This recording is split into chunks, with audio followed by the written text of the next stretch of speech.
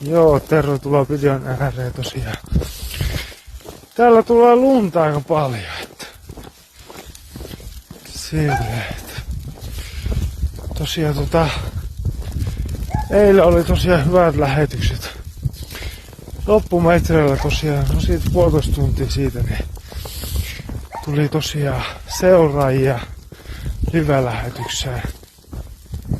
Todella hyvä streaming-lähetys oli loppuvaiheessa ja tämmöstä samanlaista tosiaan jatkossakin, niin saadaan kanava tosiaan pidetty yllä ja tälleen.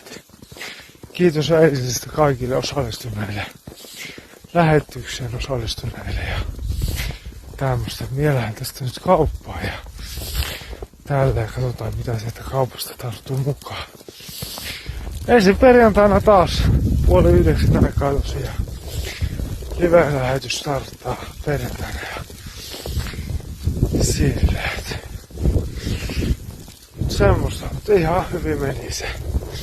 Vaikka se vähän epätoivoiselta näyttikin se lähetyshomma, mutta kyllä se sit loppupeleissä kääntyikin hyväksi se lähetys.